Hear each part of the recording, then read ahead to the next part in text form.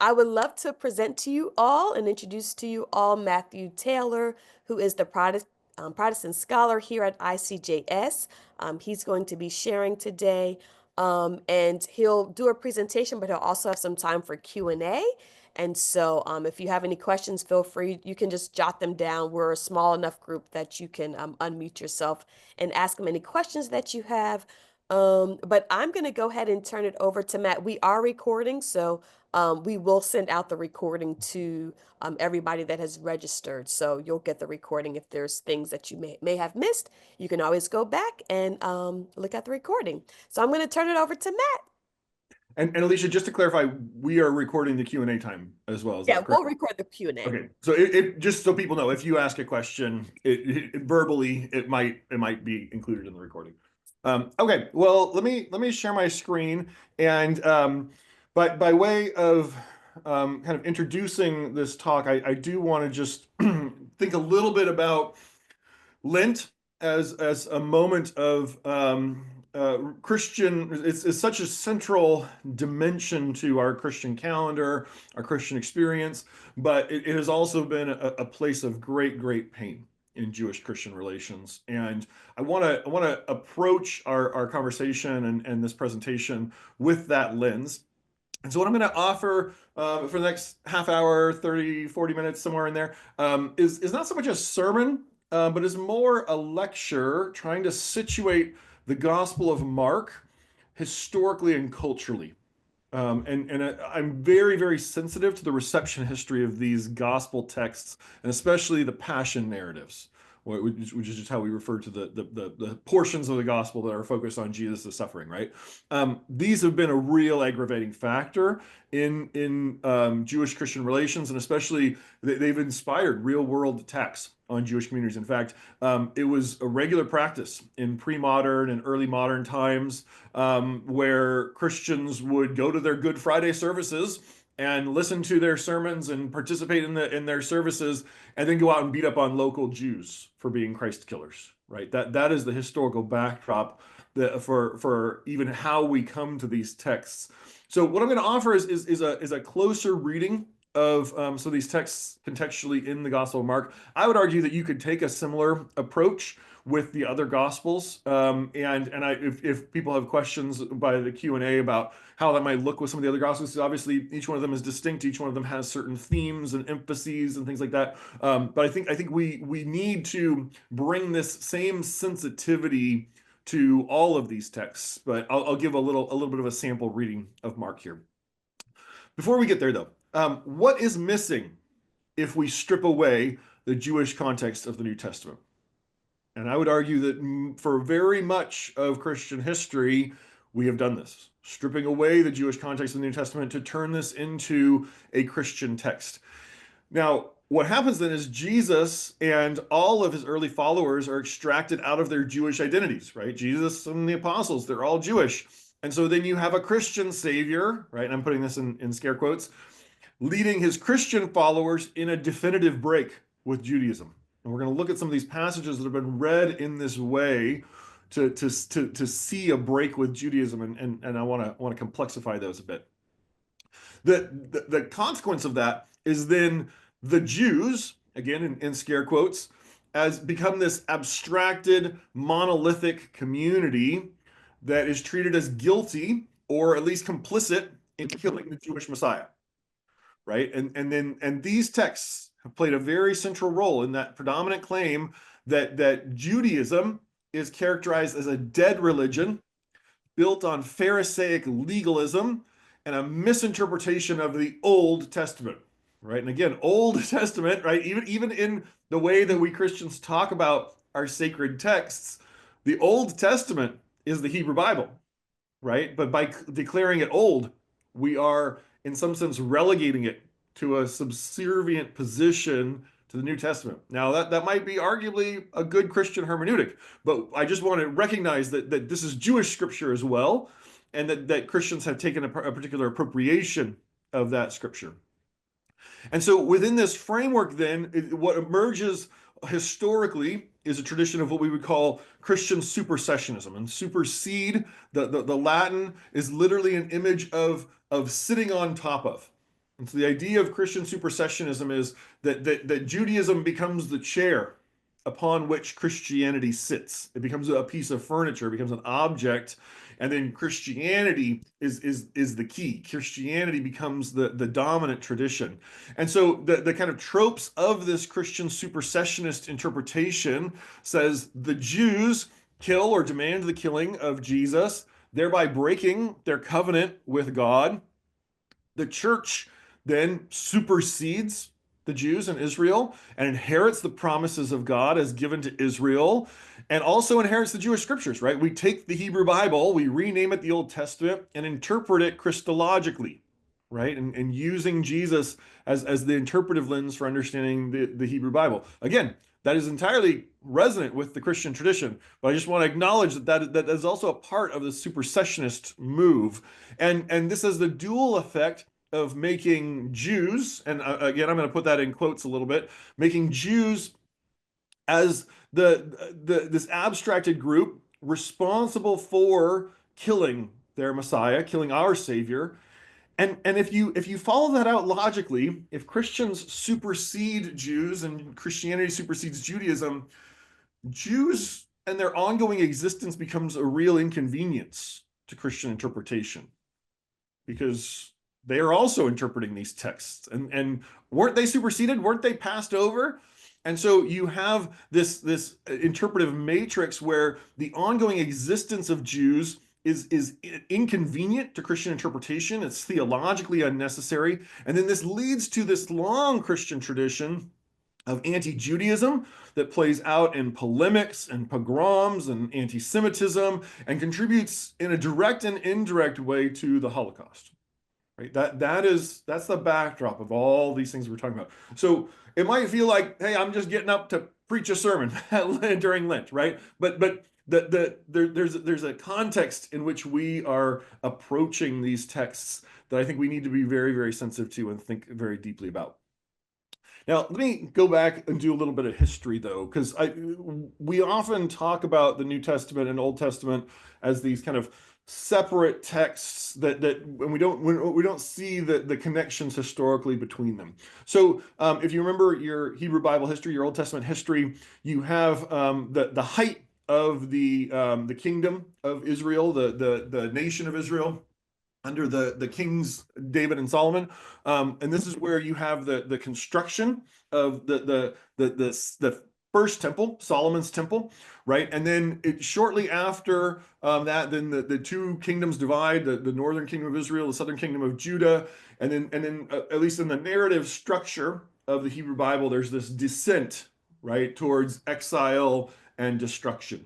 Right, and so you have the Assyrian Empire that conquers the northern kingdom in the 8th century BCE, and then the Babylonians come along and they conquer the southern kingdom, the kingdom of Judah, in the late 7th, early 6th century BCE, and then you have the restoration, right? So then Cyrus and the Persians conquer the Babylonian Empire, send the Jews back from exile. They return from exile. They begin construction on a new temple.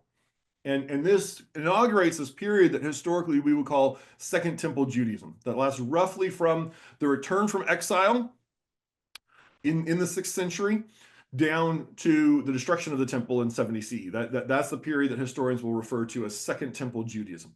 But Jews and Israel is always colonized through this period. I mean, there are brief periods with the Maccabees where there's some level of independence, but really, I mean, the Persians are succeeded by the Greeks, and the Greeks are succeeded by the Romans.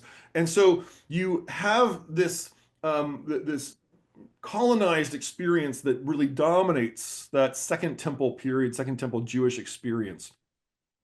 And then, of course, when we think about the Hebrew Bible in its current form, it is being edited, compiled, written parts of it. Some of it, I'm sure, predates this period, but most of it is congealing into its present form around this experience of exile. And so that experience of exile is actually written into the structure of the Hebrew Bible. Let me just give one example.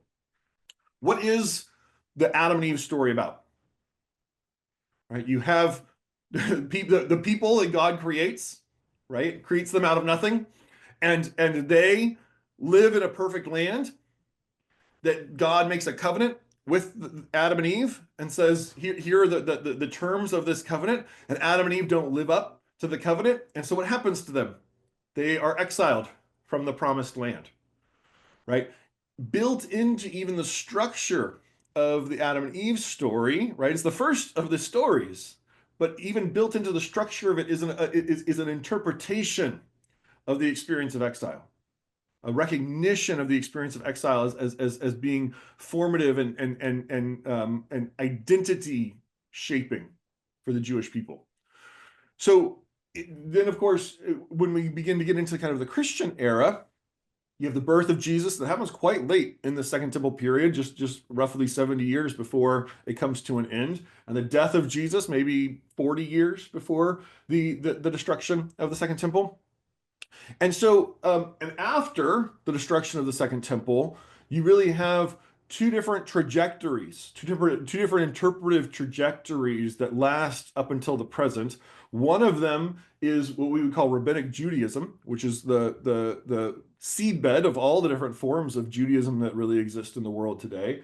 And the other trajectory is the Christian church, right? That you have after the destruction of the Second Temple, that you have these two kind of diverting approaches to thinking about and understanding that previous period.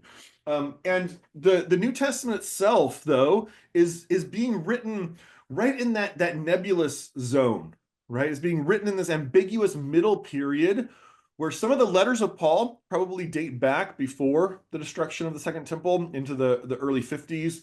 But then a lot of the texts of the New Testament are coming after the destruction of the Second Temple, especially when you think about the Gospel of John or the Book of Revelation, probably coming in the 90s or maybe into the second century even. So the destruction of the temple is never explicitly addressed or narrated in the New Testament, but it is a theological and historical event that dominates the horizon, especially in the Gospel of Mark. And so that is the broader context in which all of these texts are being composed and gathered and written. So when we think about Mark, this is almost certainly, as far as we can tell historically, the first biography of Jesus, probably written in the late 60s or early 70s of the Christian era. So right around that time of the destruction of the Second Temple. In fact, the Gospel of Mark is anchored to the Jewish revolt that leads to the destruction of the Second Temple. And we'll get to that a little bit more in a minute. Now, so there are a few people who will argue that Matthew comes before Mark and Mark is an edited version of Matthew. I think that's actually a very silly way of approaching these things. That's not how texts work. But some people claim that. Almost universally, though, in contemporary scholarship, people will agree that Mark is the first, and then Matthew and Luke, and then eventually John build on top of the foundation of Mark. So if Mark is first, then we need to pay special attention to the moves that Mark is making early on. And Mark begins with by appropriating this term gospel from the euangelion, the good news, from a Roman and imperial usage. And I'll illustrate that in just a second. But we know from inscriptions found around the ancient world that the term gospel was already in use. And so we have here an inscription that was found by archaeologists in eastern Turkey. It comes from around, as far as we can tell, about a few years before the birth of Jesus, around the year 8 and before the Common Era, before the Christian era. And so the term gospel is used in this inscription that the Caesars put up as a boundary marker of the Roman Empire. And here's what the inscription says. Whereas providence, which has regulated our whole existence, has brought our life to the climax of perfection in giving us the Emperor Augustus, whom providence has filled with virtue, and the literal translation there would be power, for the welfare of humankind, who being sent to us and our descendants as our Savior, has put an end to war and set all things in order. And whereas, having become God manifest, Caesar has fulfilled all the hopes of earlier times. And whereas the birthday of the God, by which they mean Augustus, has been for the whole world the beginning of the gospel, euangelion, concerning him, therefore let a new era begin from his birth. This is what we refer to historically as the Pax Romana, right? The peace of Rome. Well, the peace of Rome is a colonizing peace, right? The gospel of Augustus, his proclamation of a gospel is congratulations, you have been conquered and you have been saved. I am your savior. And by the way, I'm so great. as your savior, that I'm actually a god. And empires are rarely gifted with a sense of irony, but here you have the Roman Empire saying, we have good news. We're in control. We have power. And Caesar is a god, and you've all been conquered and dominated by a god.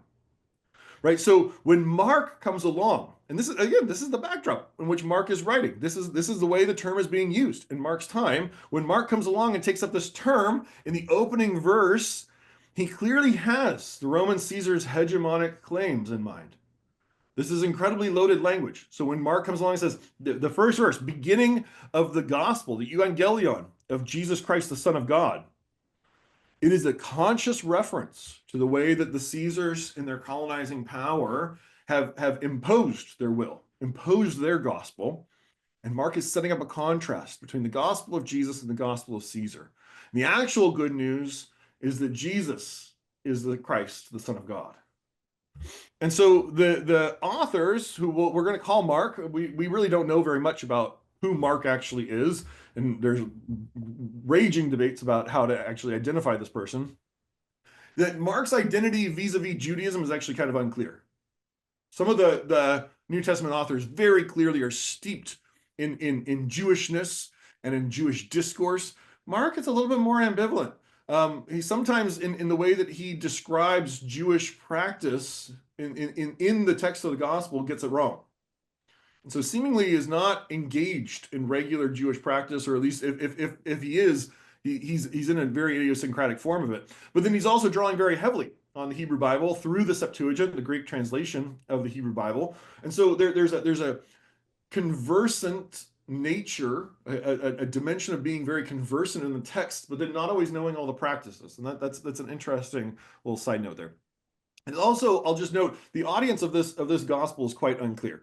It's probably a mixed Jewish and Gentile Jesus Messianist community, maybe in Rome or in Galilee, and there's some debates between the location of the audience. It's actually very, very difficult to reconstruct with any specificity the original audience of any of the gospels. You're really kind of reading the tea leaves, reading the white spaces of the gospels to try to come up with this. And these texts are composite, and they're speaking to a first century world that was very diverse.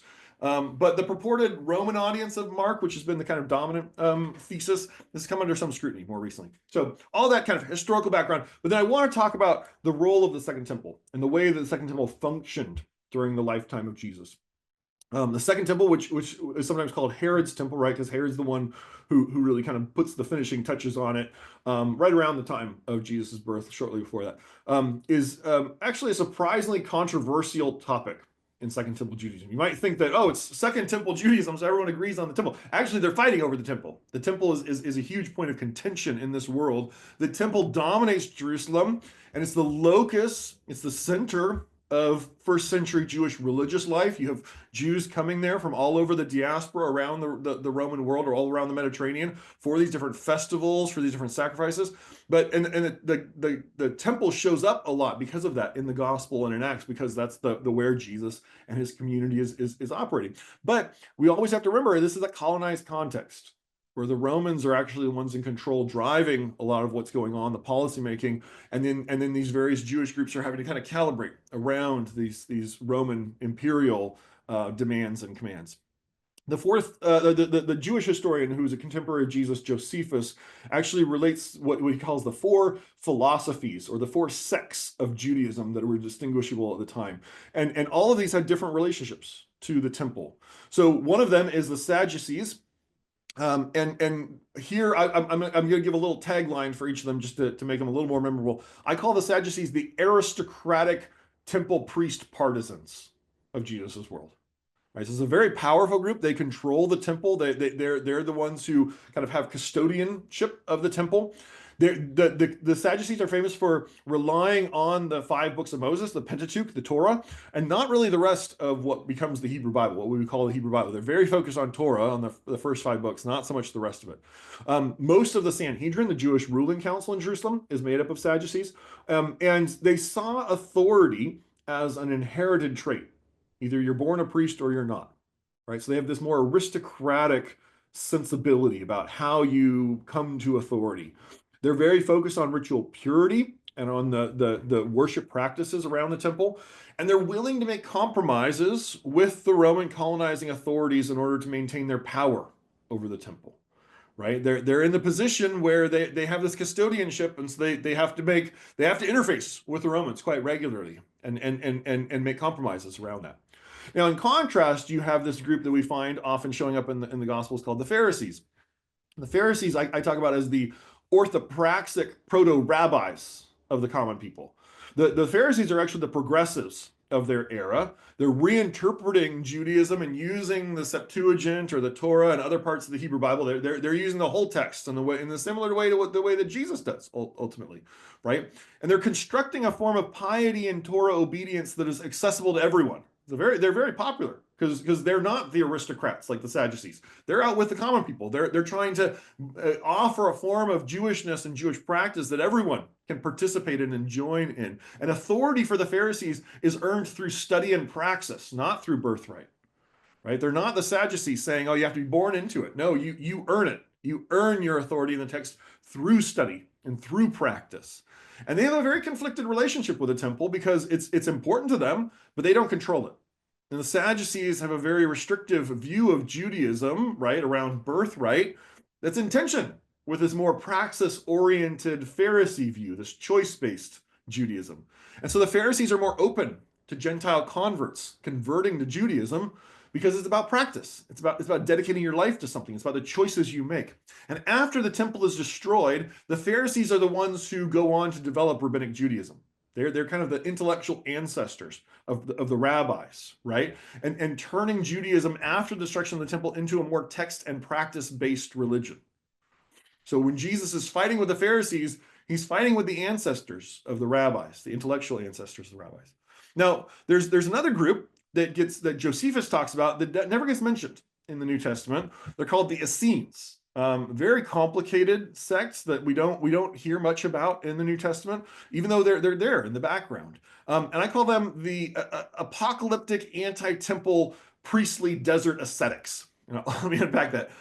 So we know a lot more about the Essenes today than we did even 100 years ago because of the Dead Sea Scrolls. The Dead Sea Scrolls that were discovered at Qumran. It was probably an Essene community. It might not have been representative of all the Essene communities, but it clearly gives us some insights into what these groups were thinking. The Essenes are similar to the Sadducees in that they're focused on priestly authority and on ritual purity and on daily washing, but they rejected the temple because they thought it was corrupt and compromised. They were seeking to purify themselves and purify Israel through a kind of desert ascetic practice. Their own community out in the desert becomes a surrogate temple constructed around their righteousness. So they have claims to priestly authority, but they divorce themselves from the temple because they think it's become corrupted, compromised. And so the Essenes are out in the desert trying to do something kind of similar to the Pharisees, create a pious community, but they're doing that in this kind of isolation that the Pharisees don't have. And many scholars think that the Essenes had a major impact on the life and thought of John the Baptist, right? And John the Baptist, right? What is he doing? He's doing ritual water purification, which was something that the Essenes cared a lot about, using the mikvah. He comes from a priestly family. He has an emphasis on this sort of apocalyptic repentance, right? All these kind of markers in the stories we get about John the Baptist make him seem like he's at least ideologically very close to the Essenes. And then the last group is that Josephus identifies are called the Zealots. And these are the anti-Roman nationalists and freedom fighters of the Jewish people. They're scandalized by this continued Roman colonialism, Roman hegemony over Judea and Galilee. And this movement is especially centered in Galilee, where Jesus and his followers are. They're not so much centered around Jerusalem, they're more in the north. And they're eager to overthrow the Roman rule, including by violence. They're willing to use violence to overthrow the Romans. And they're ideologically most similar to the Sadducees. Judaism should be a self-ruled community, and Jews have the right to claim their own rule. But they see the temple not so much as a religious symbol, so much as a symbol of national pride and independence. And we know that one of Jesus's disciples in some of the Gospels is named Simon the Zealot. At least Luke names him that. Is he a former zealot? Is he a current zealot? Is that just his nickname? Or are they like, oh, he's a real zealot, right? Like, we don't know. We don't know exactly there, but seemingly that's in the mind of some of Jesus's followers is an affinity with this kind of zealot community. So what is happening when Mark is being written? And now we're going to get into the text itself. So as far as we can tell, Mark is being written contemporaneous with what's called the First Judean Revolt, this uprising that breaks out in 66 CE, that in 70 CE leads to the destruction of the temple. And what happens in the Judean Revolt is the Zealots ignite a full-fledged rebellion in Galilee against Rome. And eventually they enlist the Sadducees and the priests in their efforts. But there's a rebellion against Rome, an attempt to claim independence against Rome. And this uprising and the corresponding Roman crackdown fuels internal disputes among different Jewish sects. And the later rabbis in the Talmud say that the temple was destroyed because of sinat chinam, baseless or wanton hatred among these different communities. And so in 70 CE, the Romans lay siege to Jerusalem and ultimately slaughter thousands of Jews. According to Josephus, he claims that 1.1 million people were killed in and around the temple. Now, that's probably an exaggeration. I mean, that would be those would be super high numbers, but it probably was well into the tens of thousands, maybe even hundreds of thousands of people being slaughtered by the Romans. The Romans did not joke around in putting down rebellions, and this was a particularly serious one. In fact, the Romans, when they conquered and the Jerusalem and laid siege to the temple, actually brought back and inscribed on the Arch of Titus in Rome this depiction of the Roman legions carrying away the sacred objects from the Jewish temple and bringing them back to Rome. So, depending on how you read the internal references in Mark to the temple, it could have been written early, on the early end of this period in the late 60s, or in the lead up to this rebellion, or it could have been the later part of it. But nearly all interpreters agree that Mark is reacting contemporaneously to this upheaval and this suffering that is going on around him. Now, the Gospel of Mark is structured in what is called a chiasm. And a chiasm, very common literary structure in the ancient world. A chiasm, you think of it like a sandwich, right? Where you have bread on either end, and then there's cheese and condiments in the middle, and then the meat is in the very center of it. And so a chiasm is a structure. I mean, we think in modern world, we think in terms of a 5-paragraph essay, right? You have an introduction, you make your points, and then you write a conclusion. In the ancient world, many people thought in structure of a chiasm. And so this is why you find them so commonly integrated into the text of the Bible. But the message of the chiasm is the center. It's the meat of the thing is the center. And so whenever you encounter a chiasm, you have to kind of figure out what is everything converging towards at the center of this. So the first half of Mark begins with, as we saw in verse 1:1, the good news, the evangelion of Jesus Christ, the Son of God. But that title, Son of God, just disappears from the text for the next 15 chapters. And then the rest of the first half of the book is structured around these 3 crossings of the Sea of Galilee. And so we hear from the start that Jesus is the Son of God, but then the question for the first half of the book of Mark is, who is Jesus? We were already told in the first verse he's the Son of God. But then the rest of the first half of the book is really the dramatization of the disciples asking over and over and over again, who is Jesus, right? And these 3 crossings of the sea, in each of them, a new dimension of Jesus' identity is revealed. And so, right, I mean, you have especially just to illustrate, you have, right, the storm where Jesus comes walking across in the storm, or he's actually in Mark, he's asleep in the boat during the storm. And after Jesus calms the storm, right, what do the disciples say? Who then is this? The wind and the waves obey him. Right? They're working out who is this person, this Jesus we're encountering. And then it culminates, and here's the center of the chiasm in chapter 8, where Peter makes this declaration. Jesus asks the disciples, who do people say that I am? And they go through the litany. John the Baptist, a prophet, and who do you say that I am? And Peter says, you are the Christ. And immediately Jesus turns and tells them to keep this a secret. Right? Because this is the center of the chiasm. This is the thing that is being revealed. But then the second half of the book is built around this question of what is the Christ? Redefining the concept of Messiah around Jesus. And instead of structuring it around 3 crossings of the sea, the second half is structured around the 3 passion predictions that Jesus makes, where multiple times he's predicting his own suffering and death in Jerusalem, even as they are making their way to Jerusalem. That's kind of the journey of the second half of Mark.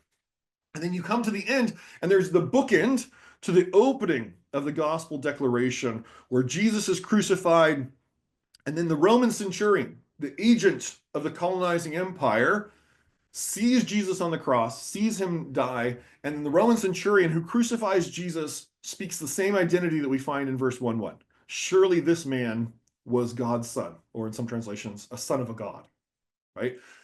Caesar claims to be a god, a son of a god. But the centurion is the one who sees in the end Jesus is the son of God, or a son of a god, right? And I just want to illustrate these kind of passion predictions, just to kind of give you a sense of how they flow and operate. In the third passion prediction, which we find in chapter 10, is the last of them. Jesus says, "See, we are going up to Jerusalem, and the Son of Man will be handed over to the chief priests and the scribes, and they will condemn him to death. Then they will hand him over to the Gentiles." And he goes on to say in the same passage, "You know that among the Gentiles, those whom they recognize as their rulers lord it over them, and their great ones are tyrants over them. But not so among you. But whoever wishes to become great among you must be your servant, and whoever wishes to be first among you must be slave of all. For the Son of Man came not to be served, but to serve and to give his life as a ransom for many." Right? Note Jesus' phrasing in contrast, right? The rulers and the great ones of the Gentiles are tyrants. That this is the gospel of Caesar again, right? But Jesus offers a different way, a way of servanthood, of becoming the slave of all, giving up your life for others. And this is the Markan definition of messiahship. This is why it has to be kept secret. Because if you conflate the gospel of Jesus with the gospel of Caesar, you will fundamentally misunderstand the gospel of Jesus. It's not power, but sacrifice. And Jesus draws heavily on the text of the Deutero-Isaiah text, right? The second Isaiah, the suffering servant figure, to structure this reinterpretation of the concept of Christ, the concept of Messiah. So when we think about how Mark is understanding the landscape of his own time, remember we have these four sects, these four different philosophies, as Josephus puts it, the Sadducees, the Pharisees, the Essenes, and the Zealots. And as far as we can tell from the way that Mark writes and shapes the story, Mark's Jesus is close to the Pharisees in approach to interpreting the Hebrew Bible, close to the Essenes in sharing this kind of apocalyptic identity and a sense of estrangement from the temple, close to the Zealots in this anti-colonial orientation, especially in Mark, but then deeply antagonistic toward the Sadducees. It's actually the Sadducees that come in for the most criticism and the most frustration in the Gospel of Mark. The Pharisees, very interestingly, even though the Pharisees are the central kind of debate opponents of Jesus in the Gospel, they drop out of the story in chapter 12.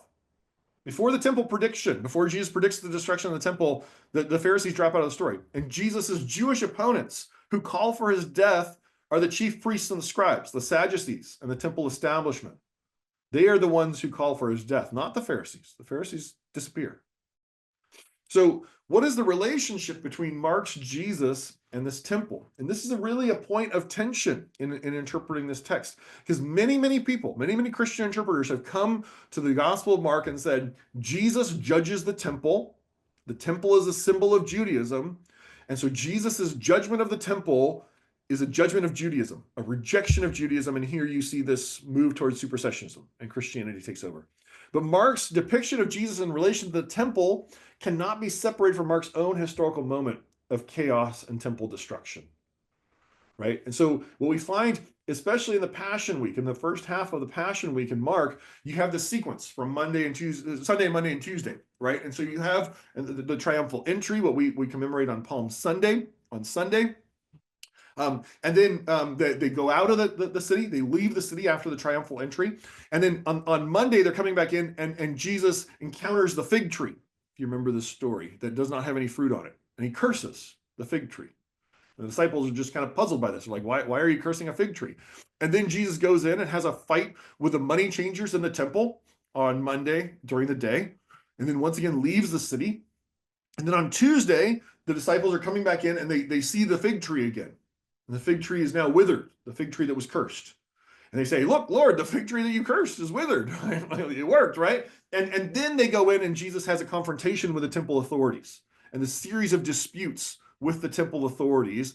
And it's after this series of disputes with the temple authorities that Jesus predicts the destruction of the temple in chapter 13. And so for Mark, And for Jesus in Mark's portrayal, the temple is a symbol of the promise of Israel. Right? What does Jesus say as he's casting out the money changers? This is supposed to be a house of prayer for all the nations, quoting Isaiah 56. And the corruption of the temple brings about its apocalyptic destruction in Mark's own time. Mark believes he is seeing what Jesus predicted in the destruction of the temple. And then in Mark's text, if you go on to chapter 15, the episode with the centurion, upon Jesus' final breath, the curtain of the temple is torn in two from top to bottom. And then the centurion declares that Jesus is God's son. So Jesus anticipates, I would argue, and speaks judgment, not over Israel or the Jews. That doesn't make any sense. Jesus is Jewish. He has all these contemporaries who are Jewish. He is not judging his people, but he is judging the temple authorities and their distortion of the purpose and the goal of Judaism. He's not saying, oh, Judaism is bad and now we're moving into Christianity. He's saying the temple has become corrupted and is not fulfilling the heart of Judaism anymore. Right? The purpose and goal. This is supposed to be a house of prayer for all the nations, but it has become corrupted through the ways the Sadducees are administering it.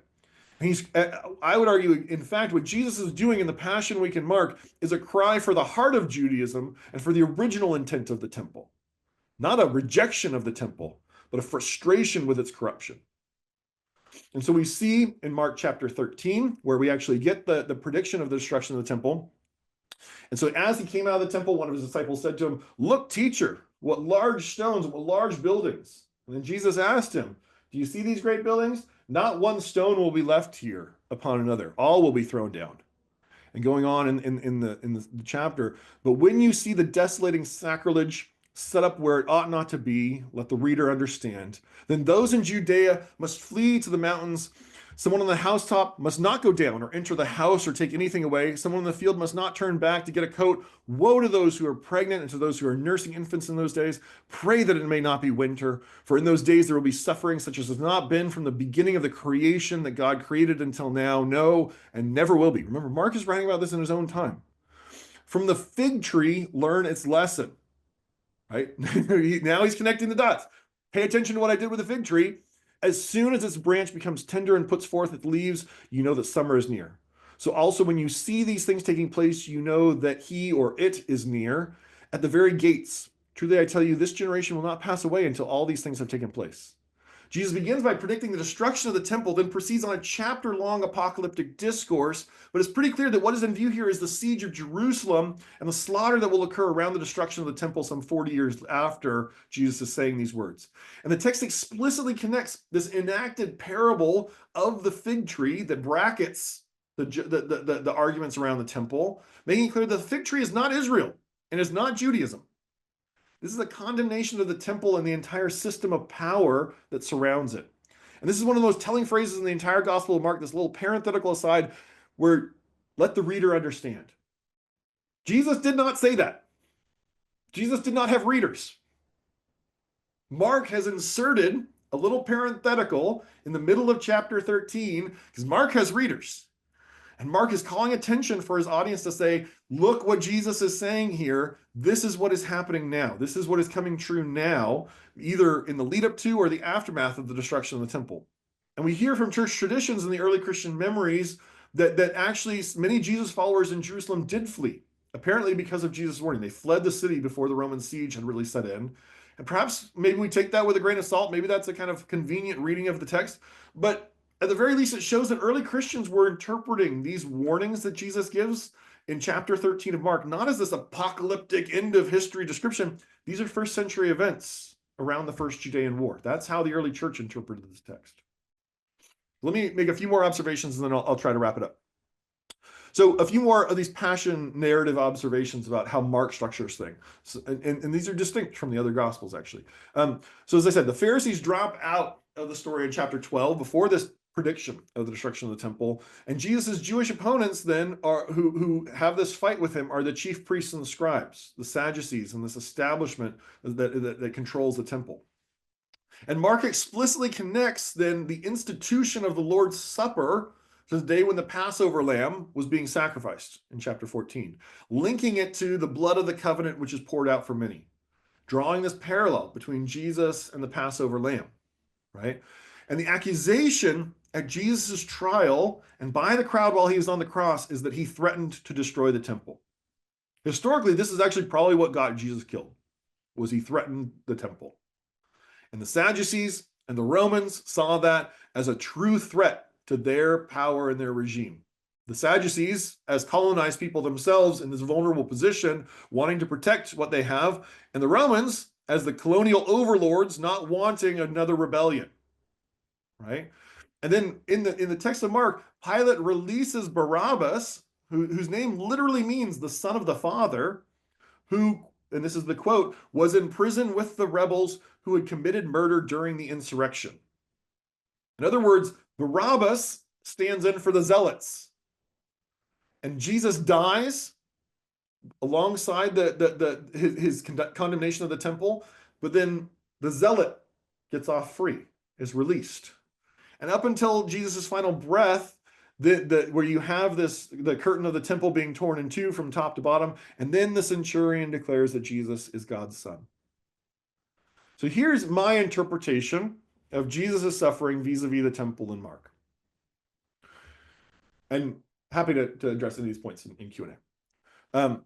Jesus anticipates and speaks judgment not over Israel and not over the Jews, but over the temple authorities and their distortion of the purpose and goal of Judaism. It's a cry, again, for the heart of Judaism and the original intent of the temple. Jesus isn't overturning, but he's apocalyptically reconfiguring and rethinking Judaism, using his own insights from the Hebrew Bible and familiar intra-Jewish rhetoric and theology to challenge the corrupt religious establishment. Jesus was not the only one doing that, right? The Essenes were doing that. To a certain degree, the Pharisees were doing that as well. They were all frustrated with the way the temple was being administered. And from all that we know of Second Temple Judaism, Jesus comes up with a highly original understanding of Judaism. Like the Pharisees, he's radically reinterpreting the Hebrew Bible and making Judaism accessible to the common people, to those suffering under the corrupt temple establishment. He makes a similar critique of the corrupted temple as that of the Essenes, but he refuses to instantiate a similarly exclusive definition of Judaism, right? He wants it to be a house of prayer for all nations. The Essenes' intentions, as far as we can tell, is it's to be a house of prayer for Israel, a righteous house of prayer. Mark's Jesus also implicitly challenges the brutal efficiency and nonchalant violence of Roman rule. Like the Zealots, he is frustrated with the way that Roman colonial powers are operating. But unlike the Zealots, he doesn't fight back. He absorbs the imperial violence into his own body as the suffering servant appointed by God, living out, as he understands it, the role of the suffering servant in Deutero-Isaiah. And so Mark's atonement theology, what is happening on the cross, and how does that bring God into contact with humanity and into alignment with humanity? It's a theology of trauma, setting in parallel the death of Jesus and the destruction of the temple that the author is evidently observing in his own moment. Right? Jesus dies as the King of the Jews, the suffering servant who wittingly and willingly takes Israel's colonized, subjugated, exploited, powerless situation into his own body, and then this is the key term for Mark, ransoms the people of God. Right? But it's tied to the temple. It's not detached from that.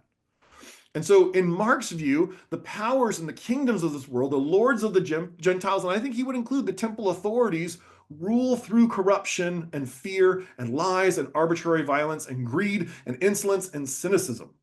But Jesus offers a different way, the way of self-denial, the way of servanthood. And so the central question, I think, for Mark, this is true of the entire Gospel of Mark, I would say, is will we, Jew and Gentile alike, be the people of the kingdom, by which he means the sacrificial reign of God? Not the kingdom as in the top-down dominating kingdom of Caesar, but the sacrificial reign, the king who suffers and dies on behalf of the king's people, and trust in the dying Son of God to ransom the people of God. Right? So that is my attempt to say, like, there's a lot more going on in this text that is not this kind of simple supersessionist reading. There's a depth to Mark's theology of reckoning in his own time with contemporary events.